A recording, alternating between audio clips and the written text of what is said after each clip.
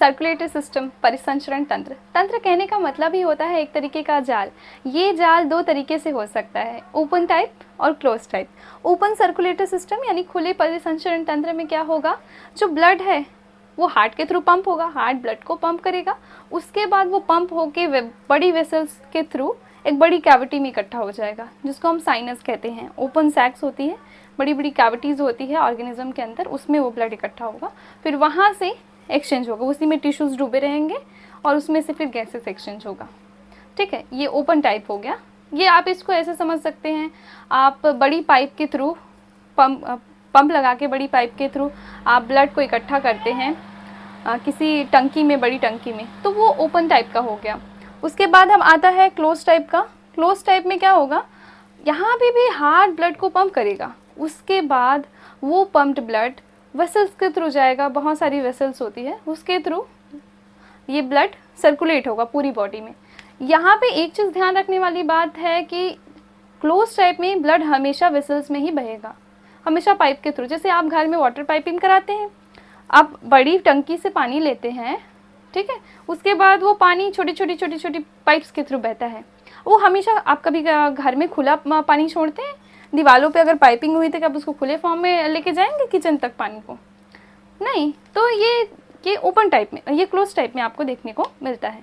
ठीक है, तो ये बात आप याद रखिए कि क्लोज टाइप में हमेशा ब्लड वेसल्स के थ्रू ही बहेगा, वो कभी भी खुले फॉर्म में नहीं बहेगा। तो यहाँ पे एक फ़ायदा ये होता है कि आप मोर प्रिसाइजली ब्लड को जहाँ ले जाना है वहाँ ले जा सकते हैं, कहीं भी इधर उधर ब्लड बहेगा नहीं। ठीक है, जैसे हमारी बॉडी में होता है, ऐसा है क्या किसी ऑर्गन में, हमारे पेट में पूरा खून भरा हुआ है या लीवर में खून भरा हुआ है या पेट में खून भरा हुआ है, ऐसा नहीं होता। हमारे पास, हमें अगर ब्लड यहाँ पहुँचाना है तो यहाँ के लिए कैपिलरीज हैं, वेन्स हैं, वेन्यूल्स हैं, आर्टरीज हैं, बड़ी आर्टरी है, छोटी आर्टरी है, बड़ी धमनी है, बड़ा शिरा है, उसके बाद छोटी छोटी और पाइप्स होती हैं। तो ऐसा आपको क्लोज सर्कुलेटरी सिस्टम में देखने को मिलता है। एग्जाम्पल्स की बात कर लेते हैं। ओपन टाइप का आपको देखने को मिलता है ये ऑर्थोपोड्स में। ऑर्थोपोड्स में आपको ओपन नहीं मिलेगा, मोलस्क में आपको ओपन मिलेगा। ऑर्थोपोड्स में आ जाते हैं तिलचट्टे, सारे कीड़े मकोड़े ऑर्थोपोड्स में ही आते हैं। आप कभी तिलचट्टे का देखना बॉडी, उसमें आपको बड़ी कैविटी मिलेगी जिसमें पूरा ब्लड आके इकट्ठा होता है। उनके पास भी हार्ट होता है, लेकिन हार्ट ब्लड को पंप करने के बाद एक बड़ी कैविटी में जाके छोड़ देता है, फिर वहाँ से अपना एक्सचेंज होते रहता है। मोलस्क में भी वैसा ही रहता है, घोंगे आपने देखे होंगे, उनमें भी इसी तरीके का ओपन टाइप का सर्कुलेशन आपको देखने को मिलेगा। एक्चुअली में जो ओपन टाइप है वो कम एडवांस है, क्लोज टाइप ज़्यादा एडवांस टाइप का सर्कुलेशन है। ओके, इसका एग्जाम्पल देख लेते हैं। इसमें एनिलीड्स और कॉर्डेट्स आ जाते हैं। एनिलीड्स में आ जाते हैं घोंगे नहीं आते, घोंगे तो मोलस्क में आ गए। एनिलीड्स में आते हैं केचुए, जोंक, नेरिस, ये सब एनिलीड्स में आ जाते हैं। आप देखना केचुए में ऐसे पूरी बॉडी में उसके फ्लूइड नहीं होता, उसमें छोटी छोटी उनके पास भी एक वेसल्स होती है, ब्लड वेसल्स, जिसमें खून बहता है।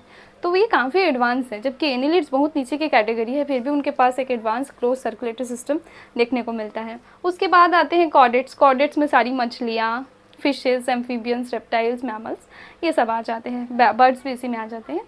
तो जितने भी आप सांप देखेंगे, जितने भी जानवर होते हैं, मैमल्स होते हैं, और इवन मेढक में, मछली में भी आपको क्लोज टाइप ऑफ सर्कुलेशन देखने को मिलता है।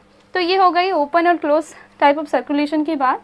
इसके बाद नेक्स्ट हम समझेंगे हार्ट आखिर किस तरीके का होता है, कितने टाइप के दिल हमारे पास हो सकते हैं।